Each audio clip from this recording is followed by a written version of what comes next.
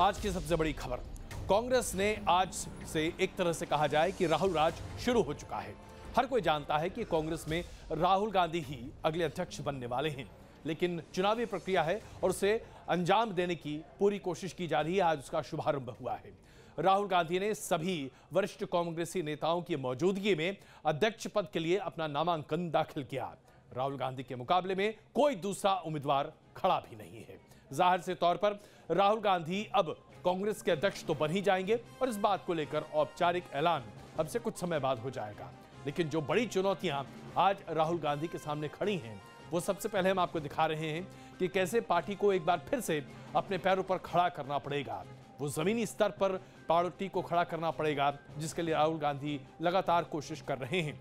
Senior और junior नेताओं के बीच समन्वय हासिल करना पड़ेगा। अपनी छवि से बाहर निकलकर बात करनी पड़ेगी। सीधे लोगों से मिलकर बात करनी होगी। अगले तमाम विधानसभा चुनाव में अपनी मौजूदगी न सिर्फ दर्ज करानी होगी, बल्कि जीत की तरफ आगे बढ़ना भी पड़ेगा। और सबसे बड़ी बात तो यह है कि राहुल गांधी को फैसले लेने पड़ेंगे। शानदार माहौल है पूरे मुल्क के अंदर। दिल्ली में आप माहौल देख ही रहे हो। आने वाले वक्त में नई पीढ़ी और पुरानी पीढ़ी के अनुभव साथ मिलकर काम करेंगे। राहुल गांधी जी के नेतृत्व में एक नया दौर जरूर शुरू हुआ है और वो एक नई दिशा इस केवल पार्टी को नहीं लेकिन इस देश को भी प्रदान करेंगे, इसका मुझे पूरा विश्वास है। सब मिला के आगे ले जाएंगे। 100 साल से भी ज्यादा पुरानी कांग्रेस पार्टी के लिए आज का दिन एक नए युग के आगाज जैसा है। आखिर वो दिन आ ही गया जिसका कांग्रेस के कार्यकर्ताओं को बेसब्री से इंतजार था।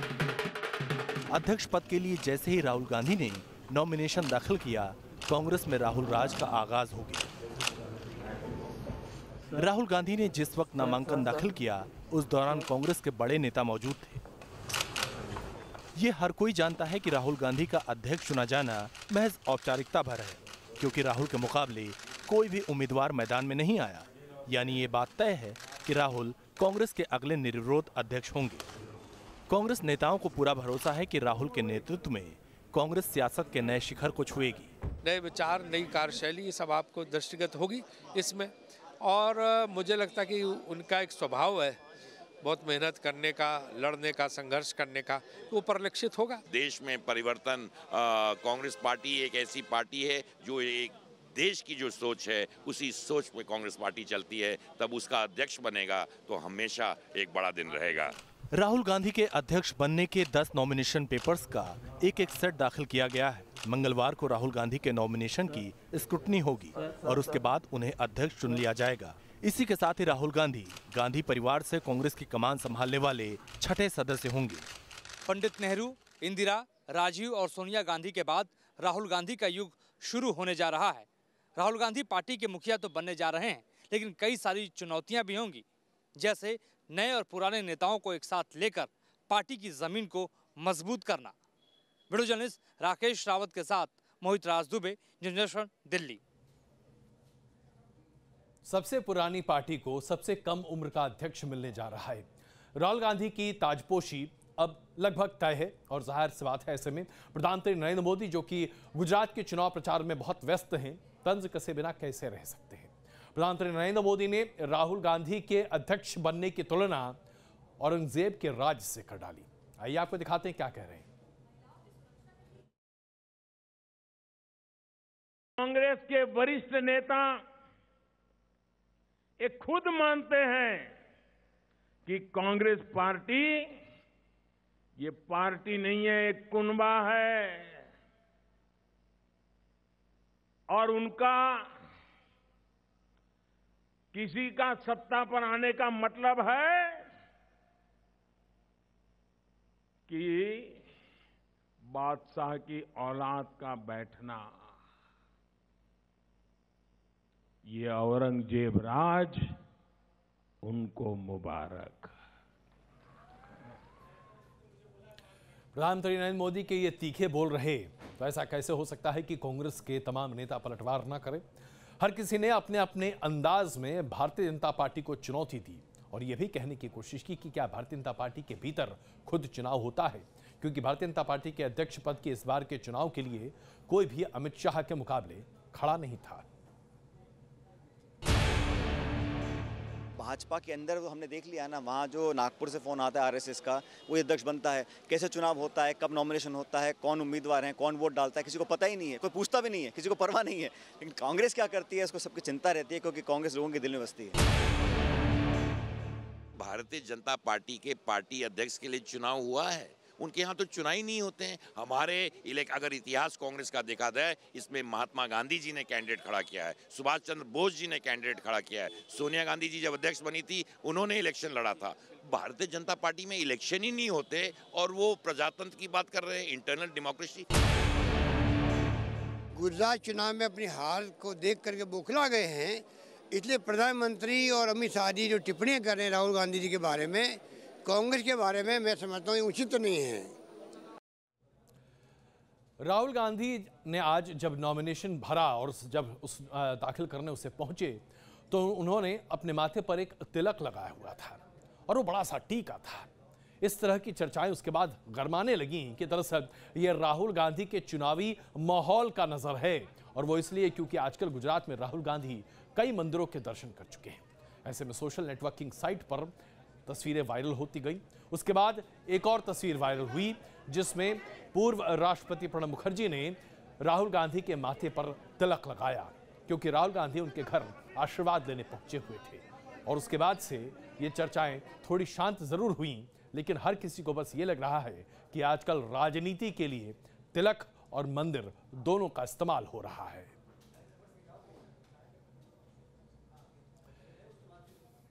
ऐसा नहीं है कि राहुल गांधी पर सवाल बीजेपी नहीं उठाए हैं, बल्कि कुछ एक लोग ऐसे भी हैं जो आज तक अपने आप को कांग्रेस के कार्यकर्ता कहते थकते नहीं थे, लेकिन आज राहुल गांधी के ऊपर सवाल खड़े कर रहे हैं।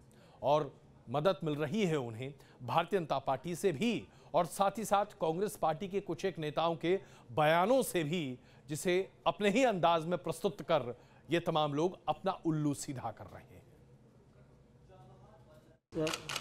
कांग्रेस अध्यक्ष का ताज किसी कांटों भरे ताज से कम नहीं है, ये बात राहुल गांधी भी जानते होंगे। सबको साथ लेकर चलने की चुनौती राहुल गांधी के सामने है, लेकिन कांग्रेस के युवा नेता शहजाद पूनावाला ने मानो उनके खिलाफ मोर्चा ही खोला हुआ है। मैंने सिर्फ इतना कहा कि देखिए, जो ये चुनाव है, ये चुनाव नहीं है, ये रिग्ड इलेक्शन है। ये डेलीगेट्स जो है अजय माकन ने फिक्स किए हुए हैं। ये देखिए, मनीष तिवारी भी कह रहे हैं कि प्रोप्राइटरशिप है, स्वामित्व है। ये देखिए, सबूत है कि कांग्रेस पार्टी में सिर्फ डायनेस्टी की चलती है। तो मुझे कहा कि आप कांग्रेस के सदस्य ही नहीं हो। सिर्फ पूनावाला ही नहीं, कांग्रेस के वरिष्ठ नेता मणिशंकर अय्यर की जुबान भी फिसल गई। उन्होंने राहुल की ताजपोशी की तुलना मुगल कालीन राजाओं से कर डाली। हालांकि बाद में उन्होंने सफाई भी दी। देखिए, इन दोनों को जोड़िए मत। उस जमाने में जहांगीर के बेटे ही शाहजहां बन सकते थे। अब जमाना बदल गया है, कोई भी कांग्रेसिया अपना नामांकन कर सकता है और तय किया जा सकता है। वहीं दूसरी तरफ बीजेपी है, जो राहुल की ताजपोशी का मजाक बनाने में तुली है। बीजेपी के छोटे से लेकर बड़े नेताओं ने राहुल के अध्यक्ष बनाए जाने पर सवाल खड़े किए हैं।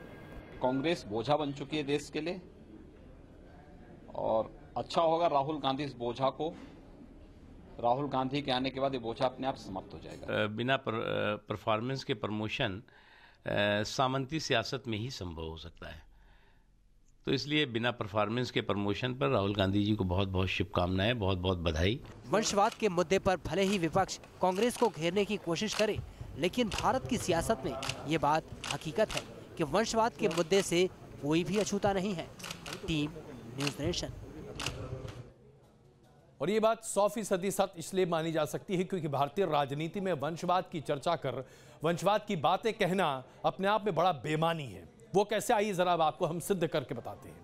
भारतीय राजनीति में वंशवाद पूरे तरीके से पैठ कर चुका है, आज की बात नहीं है। अगर आप भारतीय राजनीति में समाजवादी पार्टी की बात करें, भाई एक ही परिवार के 19 सदस्य हैं जो सांसद भी रह चुके हैं और विधायक भी रह चुके हैं। आप देखिए, ये पूरा यादव कुनबा है जो कि भारतीय राजनीति में सक्रिय है। चाहे आप मुलायम सिंह यादव की बात करें, उनके बेटे की बात करें, उनके भाई की बात करें, उनके भतीजों की बात करें, उनकी बहू की बात करें, ऐसा लगता है जैसे कि यह परिवारवाद किसी भी तरीके से समाजवादी पार्टी से दूर नहीं हो सकता। अगर आप सोच रहे हैं कि समाजवादी पार्टी में ऐसा है तो ठाकरे खानदान की तरफ नजर डालिए।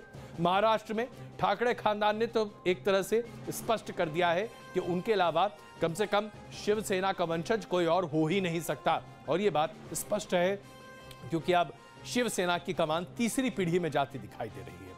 अब जरा बात कर लेते हैं एनसीपी की। महाराष्ट्र में ही शरद पवार ने इस पार्टी को खड़ा किया, लेकिन आज उन्हीं की बेटी और उनके भतीजे के जरिए इस पार्टी को आगे बढ़ाया जा रहा है, और यही 3 प्रमुख चेहरे हैं एनसीपी के भी।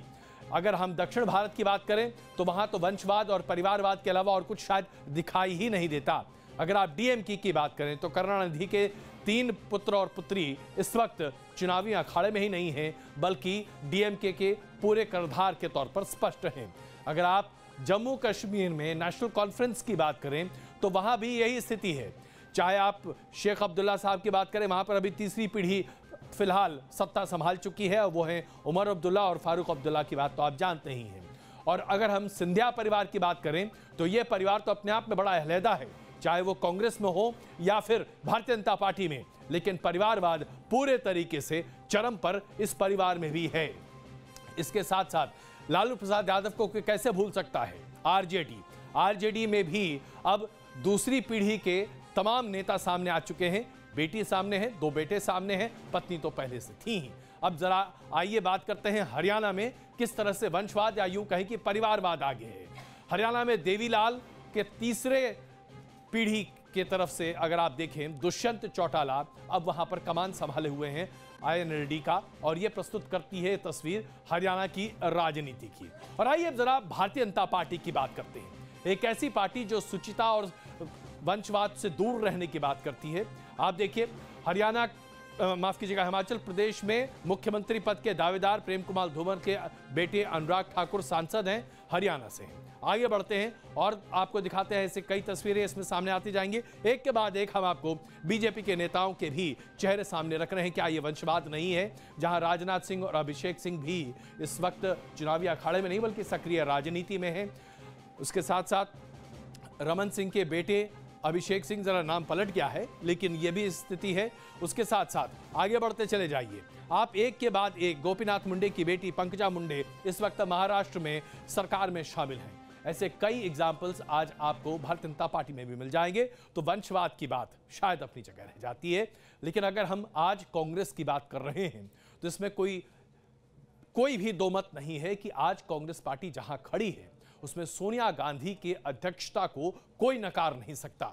19 सालों तक सोनिया गांधी ने इस पार्टी को न सिर्फ खड़ा करने में पूरी मदद की, बल्कि 3 बार कांग्रेस के प्रमुखता में सरकार भी चलाई। आइए आपको दिखाते हैं सोनिया गांधी ने कैसे इस पार्टी को टूटने से बचाया। कांग्रेस पार्टी का वो दौर भला कौन भूल सकता है, जब कांग्रेस में बिखराव का दौर था। वो साल 1998 का था, जब पहली बार कांग्रेस अध्यक्ष के तौर पर कमान सोनिया गांधी ने संभाली थी। तब सोनिया गांधी के सामने पार्टी को लेकर बड़ी चुनौतियां मुंह बाए खड़ी थी, लेकिन सोनिया ने न केवल अपने कुशल नेतृत्व को साबित किया, बल्कि कांग्रेस पार्टी में नई जान भी फूंक दी। ये सोनिया गांधी की अगुवाई का ही कमाल था कि केंद्र की सत्ता में कांग्रेस 10 सालों तक काबिज रही।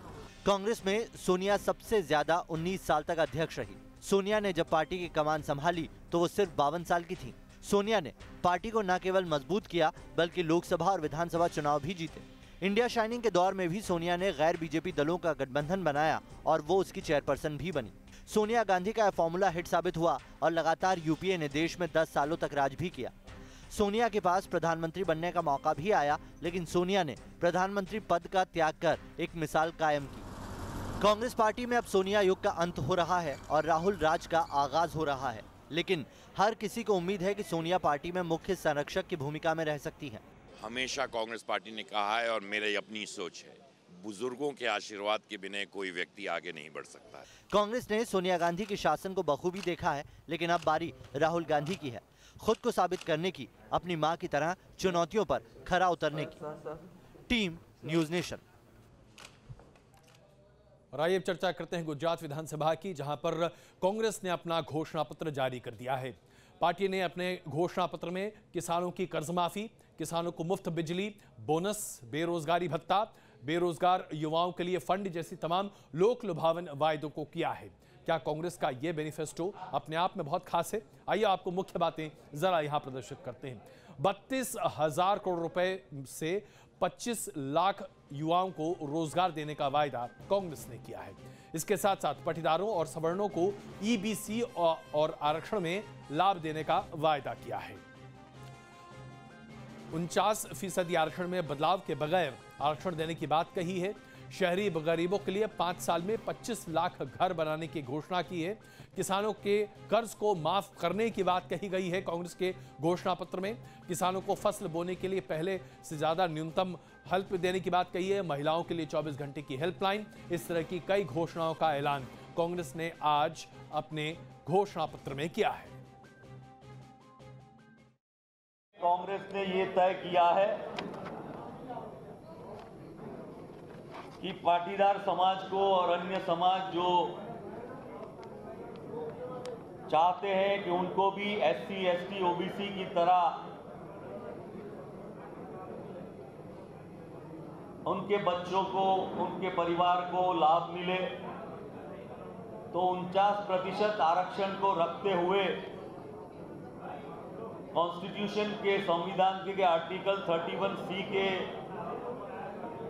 और बंधारण के आर्टिकल 46 के हिसाब से इन समाजों को मदद करने का कानून बनाया जाएगा, राष्ट्रपति को भेजा जाएगा। देखा आपने क्या रहा कांग्रेस का घोषणा पत्र। लेकिन अब बात करते हैं दिल्ली और एनसीआर की। क्या स्मॉग की वजह से कभी भी दिल्ली में कोई बात छूटी रह सकती है?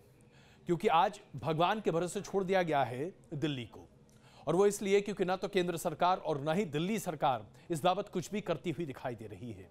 कोई सिस्टम नहीं है जिसके जरिए इन जहरीली हवाओं से आम लोगों को निजात मिल सके। एनजीटी ने तल्ख टिप्पणी जरूर की है। 48 घंटे का वक्त दिया है दिल्ली सरकार को एक्शन प्लान एनजीटी के सामने रखने का। लेकिन क्या आप वाकई में मानते हैं कि अरविंद केजरीवाल की सरकार की कान कर जो भी रेंगेगा? क्योंकि ऐसा अभी तक तो प्रतीत नहीं हुआ है। दिल्ली में एक बार फिर सांसों पर आपातकाल लग गया है। 15 दिन भी नहीं बीते कि दिल्ली के फिजाओं में फिर जहर घुलने लगा है। दिल्ली में PM 2.5 आज 386 दर्ज किया गया है, जो शनिवार और रविवार के मुकाबले बेहद ज़्यादा है। अगर हम विशेषज्ञों की माने, ये जो कंडीशन है उसमें प्रदूषण के जो कण है वो भारी मात्रा में हवा में अभी भी बने हुए हैं। लेकिन सवाल ये है कि आखिर दिल्ली सरकार क्या कर रही है? एक बार फिर सरकार की सुस्ती पर एनजीटी ने कड़ी फटकार लगाई है और 48 घंटों के अंदर एक्शन प्लान दाखिल करने को कहा है। ऑड इवन फॉर्मूला लागू नहीं करने को लेकर भी दिल्ली सरकार की खिंचाई की। हवा खराब ही नहीं, खतरनाक भी हो चुकी है। दिल्ली में एयर क्वालिटी इंडेक्स पर गौर करें। लोधी रोड पर PM10 359, PM 2.5 395, पीतमपुरा पर PM10 321, PM 2.5 381, दिल्ली यूनिवर्सिटी पर PM10 337, PM 2.5 391, IGI एयरपोर्ट पर PM10 261, PM 2.5 350, मथुरा रोड पर PM10 482, PM 2.5 453। जिस तरह सर्दी बढ़ रही है, ऐसे में स्मॉग से राहत मिलने की गुंजाइश कम ही है। Team news nation. दिल्ली और उसके आसपास के इलाकों में स्मॉग की वजह से जो बदनामी हो रही है वो अपने आप में देखने वाली है, क्योंकि आम जनता की बात तो यहाँ कोई सुनने को तैयार नहीं है। अब दिल्ली और उसके आसपास के इलाकों में पर्यटक तो नहीं आ रहे हैं क्योंकि वो आना भी नहीं चाहते हैं, लेकिन जब मैच होता है उसे लेकर भी दिक्कतें हो रही हैं। भारत और श्रीलंका टेस्ट मैच पर भी सवाल खड़े होने लगे हैं। इस फैसले पर एनजीटी ने कड़ी नाराजगी जताई है। हम आपको बता दें कि मेहमान खिलाड़ियों ने शिकायत की है कि दिल्ली की हवा में सांस लेना उनके लिए मुमकिन नहीं है। और पहले कहते थे दिल्ली दिल वालों की है, आजकल कहते हैं मजबूत फेफड़े वालों की है। दिल्ली में मास्क पहने मेहमान, स्मॉग ने कराई इंटरनेशनल बेइज्जती। भारत और श्रीलंका के मैच पर स्मॉग का साया है। क्या मेहमान और क्या मेजबान, शुद्ध हवा के लिए हर खिलाड़ी तरस रहा है। लेकिन हालत वैसे खराब इसलिए भी है और फिरोजशाह कोटला का टेस्ट मैच भी आयोजकों के लिए गले की फांस बन गया है, क्योंकि मैच के बीच में भी एनजीटी ने कड़ी फटकार लगाई है। अथॉरिटी से जवाब तलब किया है कि आखिरकार खतरनाक हो चुकी हवाओं में मैच को हरी झंडी क्यों दी गई। हम सब भी इसके जिम्मेदार हैं, हम इस पे कोटला टेस्ट के दूसरे दिन लंच के बाद श्रीलंका के खिलाड़ी मास्क लगाकर मैदान पर उतरे और अंपायर से पोल्यूशन को लेकर शिकायत करने लगे, जिससे कई बार मैच को रोकना पड़ा और इसी वजह से विराट ने भारत की पहली पारी भी घोषित कर दी। इसके बाद तीसरे दिन भी श्रीलंका की टीम ने खराब हवा को लेकर शिकायत की। श्रीलंका के खिलाड़ियों ने न सिर्फ दिल्ली टेस्ट को लेकर अपनी शिकायत दर्ज कराई, बल्कि मास्क पहनकर फील्डिंग भी की। उधर इस मामले में टीम इंडिया का मैनेजमेंट बचाव में उतरा। दाव और दलील चाहे जो हो, लेकिन 300 के पार पहुंचे एयर पोल्यूशन के आंकड़े सेहत के मुफीद नहीं। और अब एनजीटी ने भी मैच पर सवाल उठाकर प्रशासन से लेकर बीसीसीआई को कटघरे में खड़ा कर दिया है। Team news nation. हरियाणा की छोरियां वाकई में किसी से कम नहीं है। एक बार फिर देश का नाम रोशन करने के लिए बेटियों ने साउथ अफ्रीका में अपना कदम रखा है। 14 से 17 दिसंबर तक होने वाली कॉमनवेल्थ रेसलिंग चैंपियनशिप में देश की 20 महिला पहलवानों का चयन हुआ। इनमें से 16 महिला पहलवान हरियाणा की हैं। खास बात यह है कि इनमें चरखी दादरी के बलाली गांव के एक ही परिवार की 4 फोगट बहनें भी शामिल हैं। अब जरा बताइए, एक ऐसा प्रदेश जहां पर महिलाओं की संख्या कम से कमतर है, वहीं की महिलाएं आज देश का नाम रोशन कर रही हैं। पहलवानी तो सिर्फ छोरे करें, हमारी चोरियां चोरों से कम है।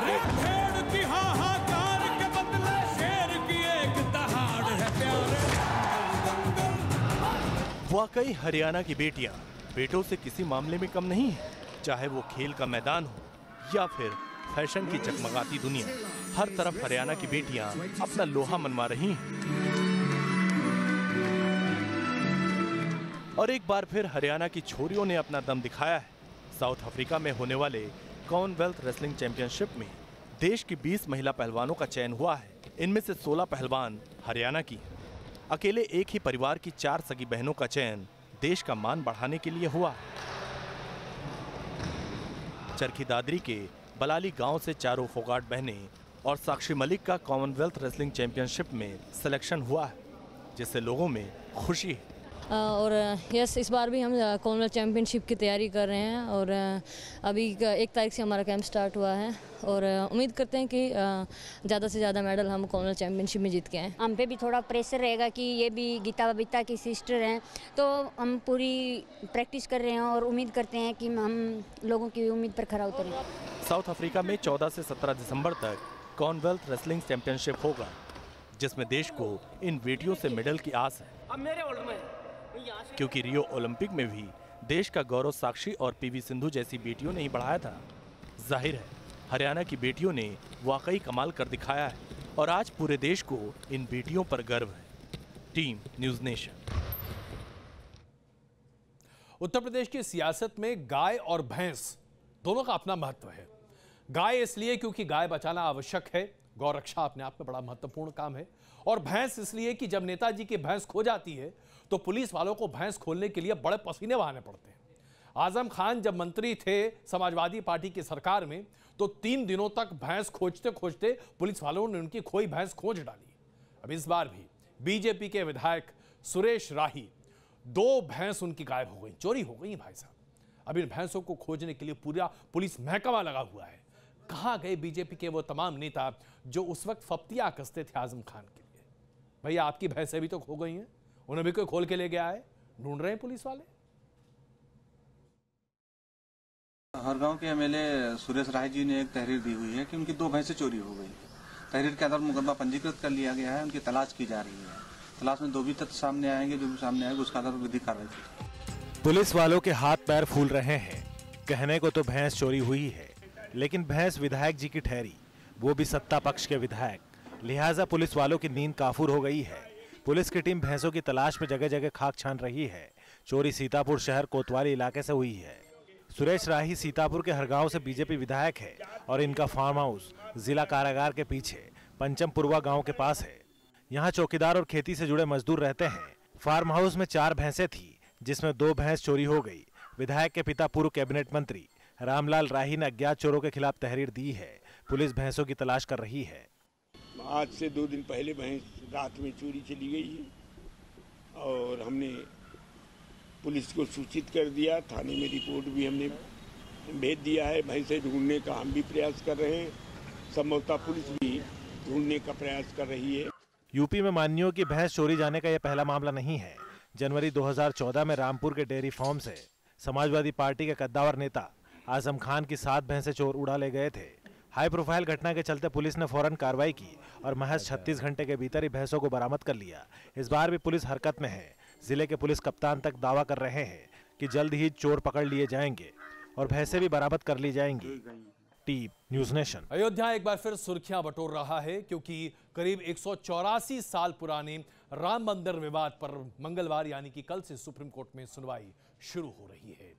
वहीं अगले दिन यानी कि 6 दिसंबर को विवादित ढांचा ढाए जाने के 25 साल पूरे हो रहे हैं। सुप्रीम कोर्ट में इस सुनवाई को लेकर सभी पक्ष दिल्ली में डटे हुए हैं, लेकिन यह मुद्दा जितना राजनीतिक तौर पर गर्म है उतना कोर्ट में शायद न हो। लेकिन अपने आप में यह बहुत बड़ी बात है कि सुप्रीम कोर्ट में इस मुद्दे को लेकर सुनवाई हो रही है, शुरू हो जाएगी और उम्मीद यही की जा रही है कि कोई ना कोई हल या रास्ता जरूर निकलेगा।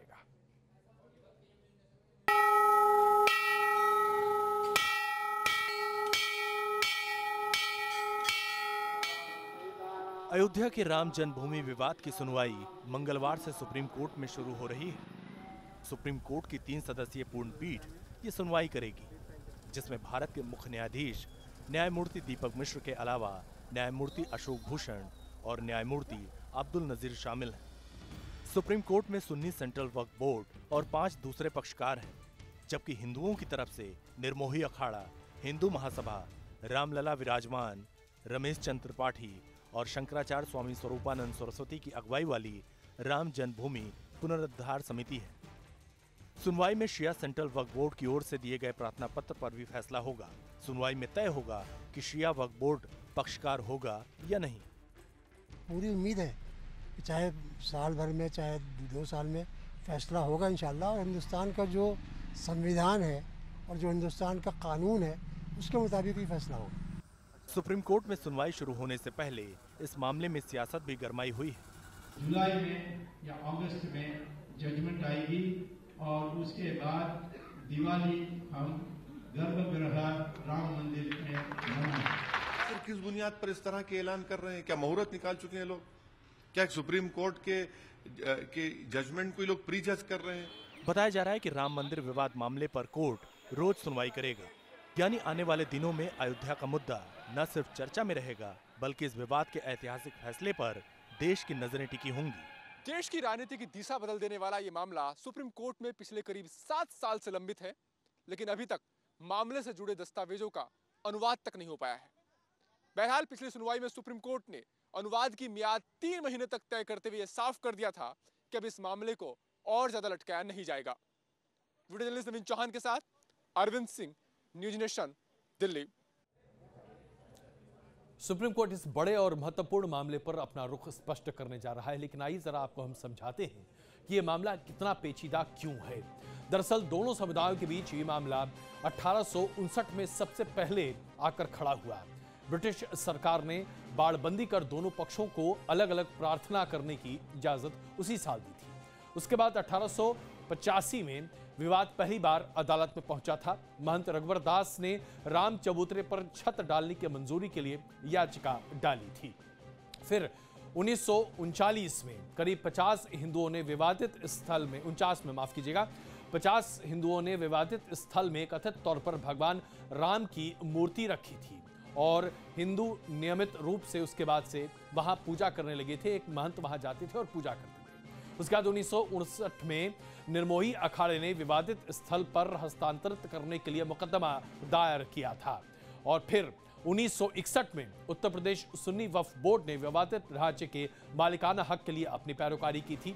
फिर 1986 में फैजाबाद जिला कोर्ट ने विवादित स्थल पर हिंदुओं को पूजा करने की इजाजत दी थी और मंदिर के पाट खोले गए थे। फिर 1986 में मंदिर के पाट खोले गए, जैसा कि हमने आपको बताया।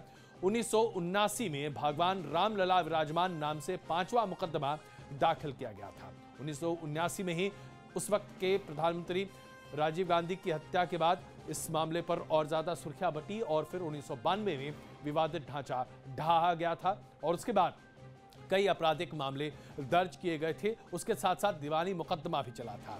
2010 में इलाहाबाद हाईकोर्ट में टाइटल विवाद हल किया गया और उसमें विवादित 2.77 एकड़ जमीन को सभी पक्षों में 3 हिस्से में बांट दिया गया।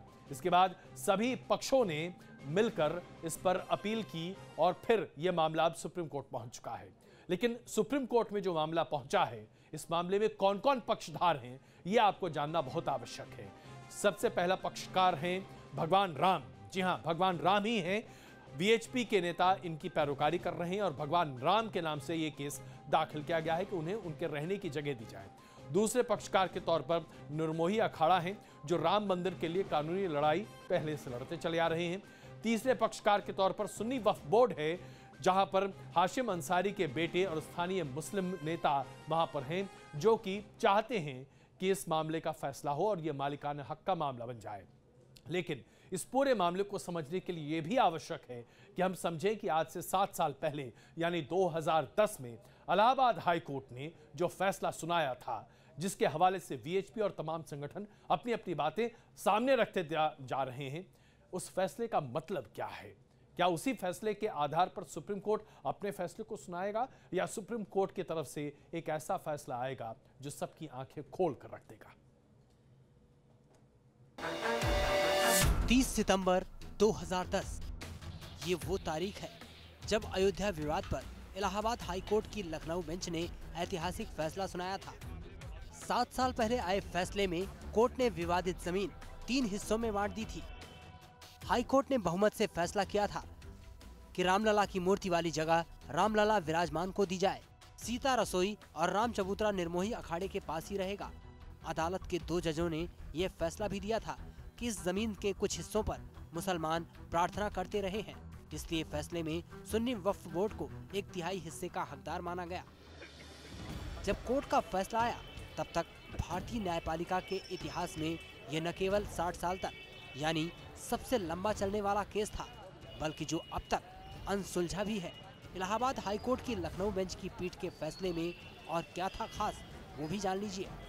इलाहाबाद हाई कोर्ट ने एएसआई की ओर से कराई गई खुदाई के नतीजों के आधार पर यह माना कि विवादित जमीन पर भगवान राम का भव्य मंदिर था, लेकिन साथ ही ये भी कहा कि इस ऐतिहासिक तथ्य की अनदेखी नहीं की जा सकती कि इस जगह पर 450 साल तक एक ऐसी इमारत थी जिसे मस्जिद के तौर पर जाना जाता था। कुल मिलाकर जमीन को 3 हिस्सों में बांटकर इलाहाबाद हाईकोर्ट ने सभी पक्षों के दाव में संतुलन कायम करने की कोशिश की, लेकिन चूंकि विवाद जमीन के मालिकाना हक को लेकर के था, लिहाजा कोई भी पक्ष इलाहाबाद हाईकोर्ट के इस फैसले से संतुष्ट नहीं हुआ। इलाहाबाद हाईकोर्ट के इस फैसले से कोई भी पक्ष खुश नहीं था, लिहाजा मामले को सुप्रीम कोर्ट में चुनौती दी गई और 9 मई 2011 को कोर्ट ने इस संबंध में दायर की गई याचिकाओं को सुनवाई के लिए मंजूर कर लिया। इस बीच 21 मार्च 2017 को सुप्रीम कोर्ट के तत्कालीन चीफ जस्टिस जीएस खेहर ने आपसी सहमति से इस मामले का हल निकालने का सुझाव भी दिया, लेकिन इस मुद्दे पर आपसी सहमति नहीं बन सकी। वीडियो जर्नलिस्ट नवीन चौहान के साथ अरविंद सिंह, न्यूज नेशन, दिल्ली। और आइए बात करते हैं उत्तर कोरिया की, एक ऐसा देश जो पूरी दुनिया को विश्व युद्ध की तरफ धकेलता हुआ दिखाई दे रहा है, और वो इसलिए क्योंकि उत्तर कोरिया का सनकी तानाशाह बादशाह यूं कहें किम जोंग उन, वो लगातार अपने बाशिंदों से उनकी सांसें भी छीन लेना चाहता है। एक रिपोर्ट आई है जिसने दावा किया है कि जिस जगह पर न्यूक्लियर टेस्टिंग किया जा रहा है उत्तर कोरिया में, वहां पर न्यूक्लियर रेडिएशन बहुत बढ़ रहा है, जिसकी वजह से उत्तर कोरियाई निवासी उस जगह को छोड़कर भागने के लिए मजबूर हैं, लेकिन रहने का कोई ठिकाना नहीं है। इसलिए उनमें से कई ऐसे हैं जो कि दक्षिण कोरिया की तरफ भागना चाहते हैं। ऐसा लग रहा है जैसे कि उत्तर कोरिया में भीतर ही भीतर बगावत भी पक रही है।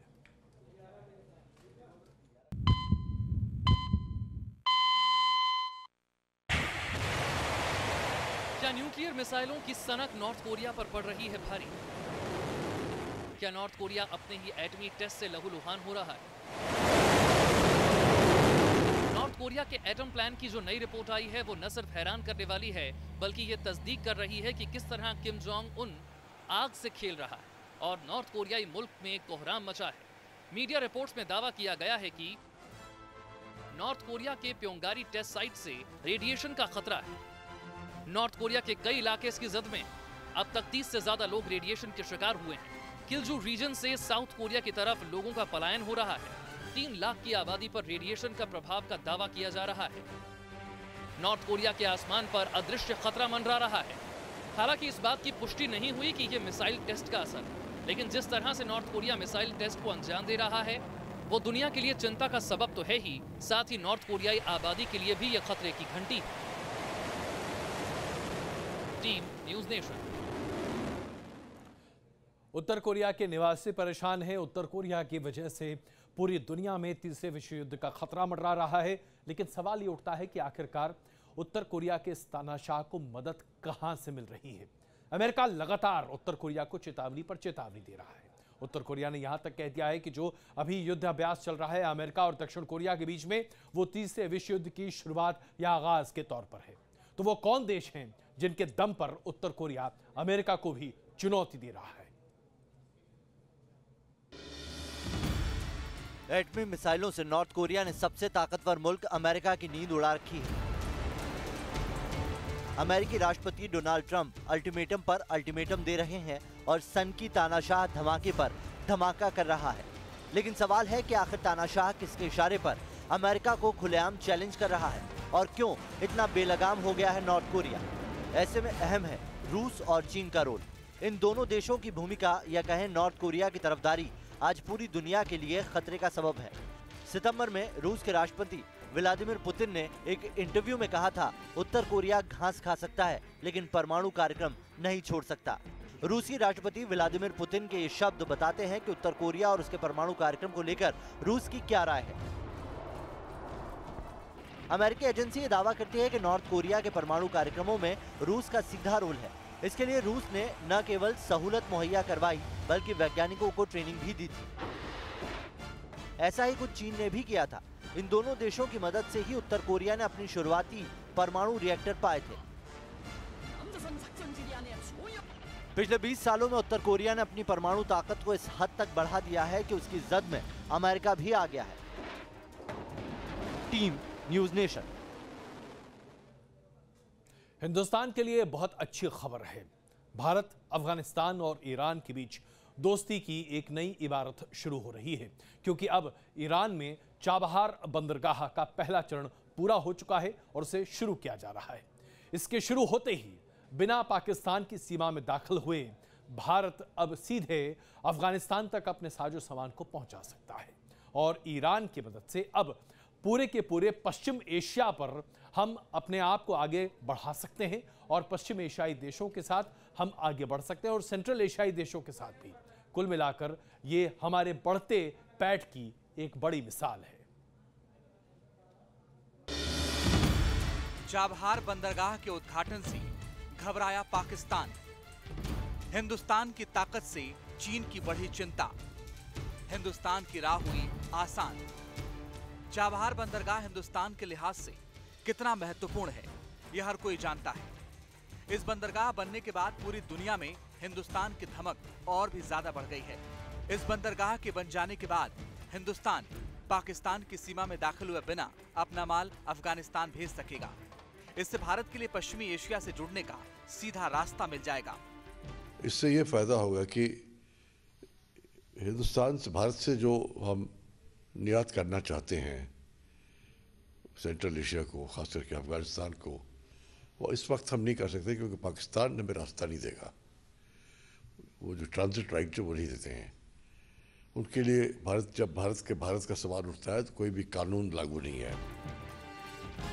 इतना ही नहीं, सामरिक लिहाज से भी ये पोर्ट भारत के लिए काफी अहम है, क्योंकि चीन पाकिस्तान में जो ग्वादर पोर्ट बना रहा है उसके लिए चाबहार पोर्ट सबसे बड़ी चुनौती होगी, क्योंकि चाबहार पोर्ट ग्वादर पोर्ट से महज 80 किलोमीटर की दूरी पर है। ग्वादर से चीन अरब सागर और हिंद महासागर में जो भी नौसैनिक गतिविधि करेगा उस पर सीधी नजर चाबहार से रखी जा सकेगी। चीन ने हिंदुस्तान को घेरने के लिए अलग अलग देशों में बंदरगाह बनाकर स्ट्रिंग ऑफ पल्स का चक्रव्यूह तैयार किया, लेकिन चाबहार बंदरगाह हिंदुस्तान के लिए ब्रह्मास्त्र है, जो चीन और पाकिस्तान की गुस्ताखियों पर आसानी से नकेल कस सकता है। Team news nation.